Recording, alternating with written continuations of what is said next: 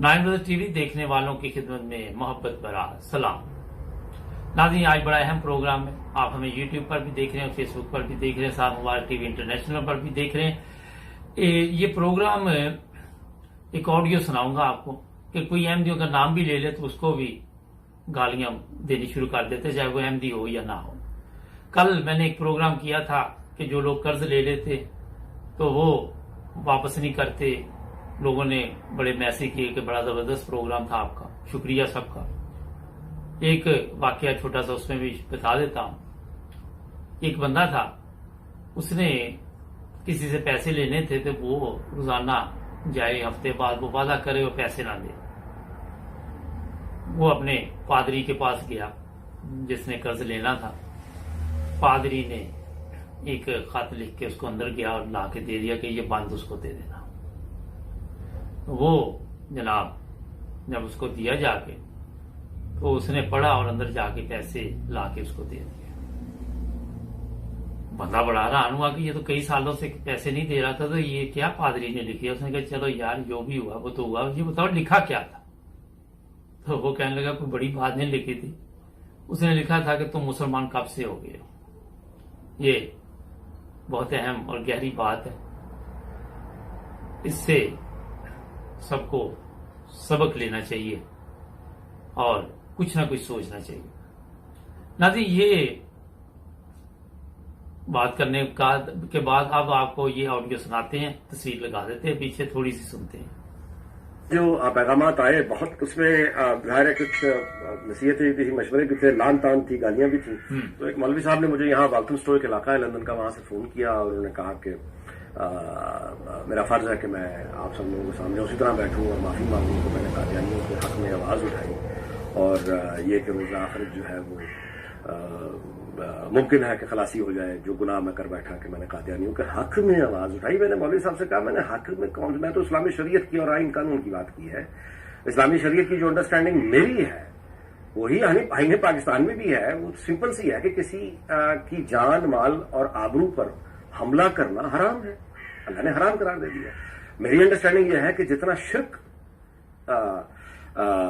जितना बड़ा गुनाह है, शिर्क के साथ जिस तरह से शिर्क हराम है, वैसे ही किसी की जान माल और आबरू पर आप बिला वजह हमला कर रहे हैं। मतलब जंग की कोई सूरत हाल नहीं है, वो आप पर हमलावर नहीं है, आप किसी मासूम को जाके मारते हैं, ये उतना ही हराम है जितना शिर्क हराम है। अच्छा, ये उतना ही हराम है जितना अल्लाह और उसके रसूल पर झूठ बांधना हराम है। ये भी उतना ही मकरूह फेल है। अल्लाह और उसके रसूल पे झूठ बांध के एक आदमी बयान कर रहा है, ये उतना ही बड़ा जुर्म है जितना बड़ा शिर्क है। तो मैं तो ये गुजारिश कर रहा था, आप इसको हक समझ रहे हैं, ना सिर्फ ये कि मैं उनके आपके मुझे कह रहे हैं कि मैं उनके हक में बोल रहा हूं, बल्कि आप मुझे ये कह रहे हैं कि यानी इतना कह देने से कि कादियानियों को गोलियां नहीं मारनी चाहिए भाई, उन पर हमले ना करो, उनके घरों को आग ना लगाओ, उनको वही रहने का हक हासिल है जो किसी दूसरी अकलीत को हासिल है या किसी और मुसलमान पाकिस्तानी को हासिल है। आइन में तो आपने कह दिया है कि कोई नॉन मुस्लिम जो है वो सदर नहीं बन सकता, वज़ीर आज़म नहीं बन सकता। इससे तरक्की हो गई पाकिस्तान की, चले बहुत हो गई होगी, लेकिन ये जो मामला मजीद अब क्या करना है इनका, मैंने तो सवाल ये उठाया था करना क्या है। और दूसरा सवाल मैंने ये उठाया था कि ये सारे के सारे ये जो जिंदगी को बिस्तर पे खड़े होकर देखते हैं, वो मौलवी साहिबान हो या वो हमारे ये शुगल सोसाइटी वाले लोग हों, ये इस वक्त ये ऐसे वाकयात पे ये क्यों नजर नहीं आते। यानी इंसानियत का दर्द अगर इनको पास इतना है कि ये अब सिर्फ मसाले वाली खबरों पे आएंगे सामने।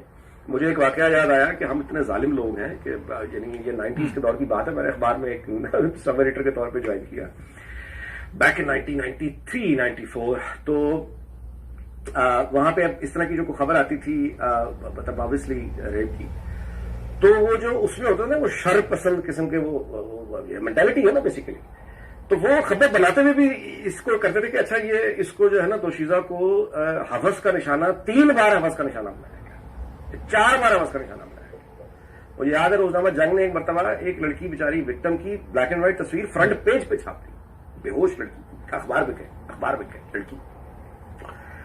और ये कि इस तरह की नहीं अब अंदाजा लगाए, वो मुझे बड़ी तकलीफ, तो मैंने वो अपने ज़ाहिर सीनियर से कहा कि ये क्या तरीका है ये आप नाज़रीन हमारा ये थोड़ा सा मैंने आपको बताया, तस्वीर पीछे देख रहे हैं, ये भी सहाफी। अच्छा, इंग्लैंड में जो उलमा रहते हैं, जो इस तरह के मशवरे देते हैं, जो जिनको लोगों की आखिरत की फिक्र है, कभी उन्होंने अपनी आखिरत की फिक्र भी की? कभी उन्होंने गौर किया है कि जिन लोगों की आप फिक्र लेके बैठे हुए हैं वो तो शायद बख्शे जाएं कि शायद वो हो सकता है उनको इल्म ना हो, जाहल हो, अनपढ़ हो, उनके पास इतना समझ ना हो, अकल ना हो, मगर आप तो अपने आप को अक्लमंद समझते हैं। आप तो ये समझते हैं कि हम उलमा हैं, हम लोगों की सलाह के लिए, और जो आप इस्लाह लोगों की कर रहे हैं वो ठीक है, ये गलत है, ये आपको भी नहीं पता। अगर यहां जो लोग इंग्लैंड में रहते हैं वो गौर करें तो यहां पे हर बंदे को मजहबी आजादी है और वो अपनी नमाज भी पढ़ता है, वो कलमा भी पढ़ता है, कोई मिल जाए उसे सलाम भी करता है। किसी को कोई दिलचस्पी नहीं होती जब तक आप कोई गैर कानूनी काम ना करें। हर एक को मजहबी आजादी। आपने यहां के ये चीजें नहीं सीखी। आप वो जो फितना फसाद पाकिस्तान से सीखा था वो लेके यहां आ गए। लोगों को फोन कर करके कोई अहमदियों का नाम ले ले तो वो भी, उसकी भी आखिरत की आपको फिक्र पड़ जाती है। क्या जबरदस्त आप मजहब पे काम कर रहे हैं, क्या जबरदस्त इस्लामी तालीमात पे काम कर रहे हैं। मुझे तो अफसोस हो रहा है ये सुन के, जब ये बात सुनी कि फोन किया कि तौबा करो। कभी आप लोगों ने तौबा की है? आप लोगों को इस्लाम की तालीमात का इल्म है? कहां पे लिखा हुआ किसी को कत्ल करो, कहां पे लिखा हुआ किसी पे तशद्दुद करो? अब वो बात इन्होंने ठीक कही कि ना वो आपको अहमदी कुछ कहते हैं, वो खामोशी से जिंदगी गुजारते हैं, आप जा जाके कहते हैं ये सवाब है। वाजिबा क्या बात। एक तरफ आप लोग कहते हैं एक इंसान का कत्ल पूरी इंसानियत का कत्ल है, दूसरी तरफ आपको ये पता नहीं। तो ऐसे उलमा जो हैं, सिर्फ जो बात एंड पे की कि अखबार बेके और तस्वीर लगा दी लड़की की और हमारा प्रोग्राम चले, ये चीजें सिर्फ आप लोगों ने पाई है। अगर आप सच बोले और जो हकीकत है उस पर बात करें तो शायद आपके प्रोग्राम में चले, क्योंकि आपने कौम को सच बताया ही नहीं आज तक। कौम को आज तक पता ही नहीं है कि सच क्या है, झूठ क्या है। जब पूरी कौम को आपने झूठ पे लगा दिया तो जाहिर है फिर ये भी आपने बताया कि अहमदियों के घर लूट लो, आग लगा दो, ये कर दो, ये सवाब है, ये जन्नत में जाएंगे। इनकी आखिरत की आपको फिक्र नहीं है। कोई अहमदी का नाम ले ले, उसकी आखिरत की फिक्र है। क्या जबरदस्त जनाब, तो आपने इस्लाम को समझा है। क्या जबरदस्त तरीके से इस्लाम की आप खिदमत कर रहे हैं।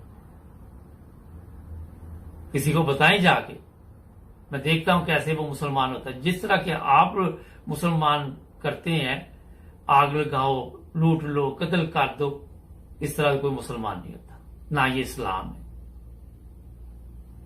आप देखिए, अगर गौर करें कि कितना तशद्दुद किया गया जब से इस्लाम वजूद में आया, सहाबा पे भी किया गया, और कोई मौका नहीं जाने देते थे जो काफिर होते थे। मगर इस्लाम ने तरक्की की सब्र और तहम्मुल के साथ, बर्दाश्त के साथ। आज अगर आप गौर करें तो यही चीजें अहमदियों में पाई जाती हैं, सब्र, बर्दाश्त, हौसला। ये बड़ी अहम चीजें जिसमें ये है वो कामयाब है। आपके लोग आके बताते हैं ना कि हम जहां भी जाते हैं वहां अहमदियों की मसाजिद भी नजर आती हैं, वहां पे बेशुमार तबलीग के काम भी नजर आते हैं, इज्तिमात हैं, जलसे हैं, और भी कई चीजें। तो ये तरबीती प्रोग्राम जो होते हैं, जब वो लोग देखते हैं तो उससे मुतासर होके तो फिर वो पूछते हैं कि आपका मजहब क्या है। आप लोगों की वजह से फिर अहमदियों को ये मुश्किल हो रही कि उनको इस्लाम के बारे में, जो मुसलमान बिल्कुल नहीं है, बताने में भी काफी मुश्किलात होती है। सवालात लोगों के ज्यादा हो जाते हैं। मेरे साथ खुद होता है, वो कहते हैं अगर ये आप मुसलमान हो तो ये कौन है जो सड़कों पर लड़ाई झगड़ा फितना फसाद सारा दिन फैलाते, ये कौन है? मेरे से भी सवाल हुए। फिर उनको बताया जाता कि हकीकी इस्लाम ये है, ये लोग भटक चुके हैं, इस्लाम से दूर जा चुके हैं। इस्लाम तो मोहब्बत, प्यार, भाईचारे का मजहब है। तो ये एक अहम आपको मैंने आज बात बताई। जो लोग यूरोप में रहते हैं यहाँ क्योंकि कवानीन ऐसे है कि किसी को खुलकर आप किसी के मजहब के बारे में नहीं बोल सकते और एहतियात करनी पड़ती है। मगर मैं आपको एक चीज बताऊं कि आप जब से पाकिस्तान बना है, आप देख लें, कभी किसी अहमदी का नाम आया कि उसने किसी के घर को आग लगाई हो जाकर मजहब के नाम पे? वैसे ही नहीं लगाते। किसी को मारा हो मजहब के नाम पे, आपको नजर नहीं आया किसी चीज। आप लोगों ने हद कर दी, हर वो काम किया, मगर सब्र का ये देख ले आज नतीजा है कि हर जगह पे आपको Africa, America, Spain, UK, Germany, जहां चले जाए सबसे आप जाके मिले तो ज्यादा अहमदी आपको मिलेंगे। नाज़रीन, एक ब्रेक का कहा जाए, ब्रेक के बाद बातचीत जारी है। जुड़े रहे हमारे साथ, हमारे चैनल को भी सब्सक्राइब करें। जी नाज़रीन, ब्रेक के बाद आपकी दोबारा हाजिर। अच्छा, ये चीजें इसलिए मैंने बताई कि आज लोगों में शऊर आ रहा है। सोशल मीडिया पे जो लोग बैठे हुए हैं उनमें ऐसे भी हैं जिनको पता है कि ये जो उलमा है वे इस्लाम की तालीम नहीं दे रहे, ये गलत तालीम दे रहे इस्लाम की, ये तशद्दुद की तालीम दे रहे, ये अपनी शोहरत पाने के लिए, जैसे ये मदनी साहब है, लतीफे सुनाने आ जाते हैं। और भी उलमा है, फिर उनके एक तरफ ये लतीफे सुनाने आ जाते हैं, लोगों को हंसाने के लिए प्रोग्राम करते हैं, दूसरी तरफ ये फिर और उलमा है वो इनको गालियां देते हैं। तो ये क्यों ऐसे हो रहा है? वजह क्या हुई? खराबी कहां से पैदा हुई? ये सोचने वाली बातें हैं, क्योंकि अगर आप इन चीजों पर गौर नहीं करेंगे तो हालात दिन ब दिन और खराब होते जाएंगे। मैंने कई दफा ये तवज्जो दिलाई कि अगर अहमदी सदर नहीं बना, अहमदी वजीर, यही उन्होंने भी कहा, अहमदी वजीर आज़म ने तो कौन सा तीर मार लिया आपने, कौन सा यहाँ पे हीरो बन गए जी पाकिस्तान में आप, या बाहर की दुनिया, इंटरनेशनल लेवल पे। सोचने वाली बात है। जब आप ये मजहब में नहीं पड़े हुए थे और अहमदियों को भी मुकम्मल हुकूक थे, तो उस वक्त का पाकिस्तान देख लें, आज का देख लें, बेशुमार इस पे हम प्रोग्राम कर चुके हैं। तो दोस्तों, बताने का मकसद ये है कि सिर्फ लिखने से मुसलमान नहीं होता, अपने आप को तब्दील करना पड़ता है। और तब्दीली के लिए आपको ऐसे टीचर चाहिए जिनको इस्लाम का पता हो। वो आपको ये देख लें, हमारा MTA देखें, वहां पे आपको मिलेंगे जो हकीकी इस्लाम की बातें आपको बताएंगे। वहां पे लोग कैसे कैसे अल्फाज इस्तेमाल करते, कभी उन्होंने आगे से कोई बात नहीं की, वो अपने काम में लगे हुए। कई लोग वहां पे गालियां भी दे जाते आगे, फिर भी बर्दाश्त करते, सब्र करते। ये है इस्लामी तालीम। अगर कुत्ता काट ले तो कुत्ते को काटा तो नहीं जा सकता। तो जो लोग भी कोई भी चीज है तरक्की करना चाहते हैं, कोई कारोबार है, कोई चीज भी है, तो मैंने कई दफा बताया कि रास्ते में जब सफर करते हैं कुछ भी, तो अगर कोई कुत्ता आपको पड़ जाए तो उसको आप पत्थर तो नहीं हर कुत्ते को मारने शुरू कर दें। सफर तो जारी रखेंगे, अब कुत्ते के लिए पत्थर ही ढूंढते रहेंगे। तो अपनी इस्लाह की जरूरत है। इस वक्त अच्छे इंसान बनने की जरूरत है, अच्छे मुसलमान बनने की जरूरत है, और मुसलमान से पहले इंसान बनने की जरूरत है। हर चीज को मजहब में ला के तो वो अपना क्या लाभ है, वो लस्सी नहीं बनानी चाहिए। इंसानियत भी सीखें। जब आप इंसानियत सीख जाएंगे फिर आप मजहब को समझेंगे। जब तक आप इंसानियत नहीं समझेंगे, मजहब को नहीं समझ सकते। आप खुद देख लें, एक तरफ मुसलमान ममालिक है, एक तरफ दूसरे ममालिक है, तरक्की किन्होंने की? मुसलमान ममालिक आज भी क्यों पीछे रह गए? इस्लाम के मुताबिक जिंदगी नहीं गुजार सके, कुरान पाक के मुताबिक जिंदगी नहीं गुजार सके। कई दफा बताया कि डॉक्टर अब्दुल सलाम ने कहा कि मैंने जो भी सीखा कुरान से सीखा, तो इसका मतलब कुरान में सब कुछ मौजूद है। ये चीजें सोचने वाली है ना, मगर आप लोग इस तरह तवज्जो नहीं देते। आज तो लोगों में बैठ के शौर आ जाता, अच्छे लोगों में बैठना शुरू कर देते, इंसान को समझ आ जाती, अकल आ जाती, मगर अच्छे लोग ढूंढने पड़ते हैं। बुराई इतनी ज्यादा दुनिया में फैल चुकी है कि अच्छाई, जो भी कोई अच्छा काम करता उसके लिए मुश्किल हो जाता। तो मैं अपने देखने वालों को ये बताऊंगा कि ये मजहबी नफरत से दूर रहना चाहिए और किसी के आखिरत के फैसले अपने हाथ में न ले। किसी को जन्नत में भेजना, जहन्नम में भेजना, ये काम आपका नहीं है, ये अल्लाह ताला का काम है। वो बेहतर जानता है कि कौन अच्छा इंसान है, कौन अच्छा मुसलमान है, कौन। अब अगर आप बात करेंगे मुसलमानों की तो जुबान ले, तो फिर अल्लाह को भी नहीं मानते, मगर वहां पे झूठ नहीं बोलते, वहां पे ये बेईमानी नहीं है। तो ये भी गौर करें, फिर क्या बात है, सोचने की बात है। उनसे सीख लें कि वो तो अल्लाह को नहीं मानते, हम अल्लाह को मान के ये काम करते हैं सारे। तो फिर कमजोरी है ना कहीं पे। यूरोप को देख ले, इनकी तरक्की देख ले, क्योंकि इन लोगों ने दयानतदारी अपनाई, अदल, मैंने कई दफा बताया, ये चीजें जो है उसकी वजह से इन्होंने तरक्की की, इंसानों के हकूक अदा किए।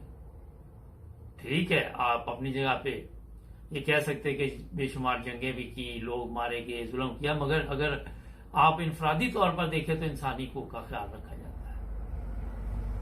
कमजोरियां तमाम लोगों में होती हैं, तमाम कौमों में होती है, मगर कुछ ऐसी कमजोरियां होती है जो माशरे को बर्बाद कर देती है। जिस तरह गलत तलीम, गलत तरबियत, गलत इस्लाह, ये सब कुछ जो है वो इसके नताइज अच्छे नहीं होते। नए बच्चे जो है उनको, कल मैं देख रहा था, अब क्या क्या वीडियो इधर लाके आपको दिखाऊं, स्कूल में मातम करना सिखाया जा रहा था छोटे बच्चों को, और वो टीचर बता रहा था, पूरी क्लास लगी हुई थी।